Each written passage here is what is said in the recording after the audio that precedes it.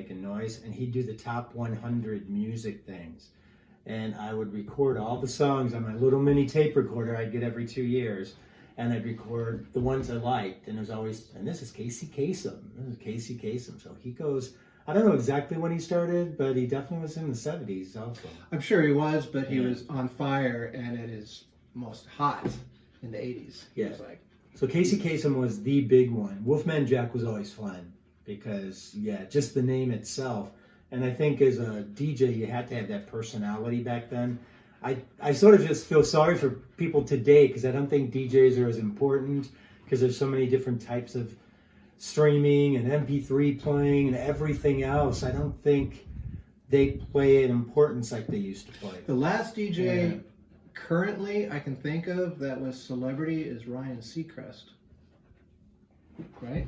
Yeah, I think so. So he did American Idol, and Ryan Seacrest Oh, yeah. was the big DJ, and then he branched out into television and created his own empire. Ryan Seacrest is the Dick Clark, Casey Kasem of his era. Dick Clark, the 50s. So, But it had a whole different thing then. Yeah, I mean, you would tune into radio stations because of that DJ. I mean, it wasn't like, oh, I can get music anywhere. You wanted to go ahead and, tune into the DJ. That was part of the show. Sure. instead of downloads, instead of what it is now, you had to find out where the music was and what it was, and that was by way of the DJ. Then once you loved it based on you hearing it through them, then it was about going to the record store and buying your 45 or your 33 and a third LPs. Do you know what a 45 is?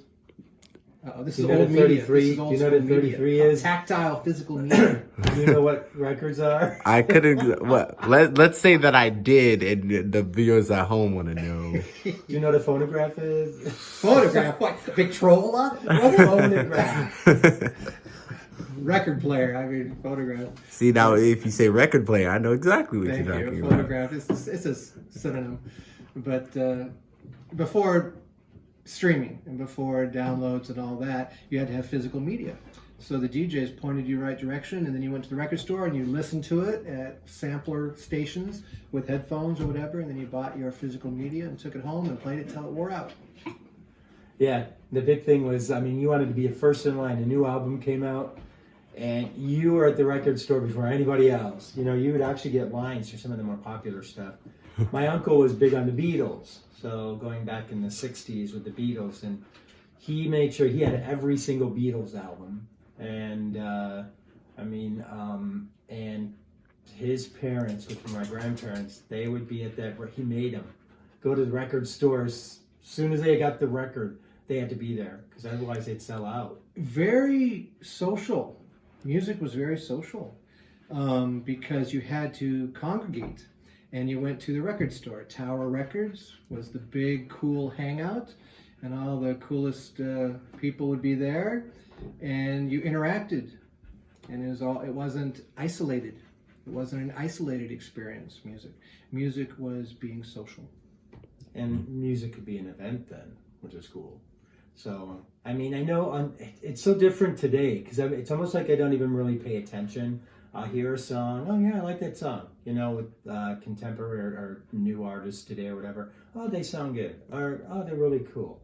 But it's not the same in the sense that music was an event, and if those albums or stuff coming out, you got to the record store, they'd have all kinds of promotion stuff, they'd be doing all kinds of extra stuff. And like you said, it's a social event. So people would show up, and you're showing up because of your favorite DJs, everything else. Yeah. And also, it was unique, because today, with technology and the internet, everyone is a recording artist. So everyone at home is making their own albums, everyone's doing their own material, so you have a glut, you're drowning in content.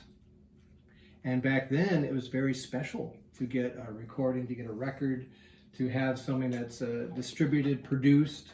It was a very special experience, and I think that's been diminished over time because of the availability of technology. Okay.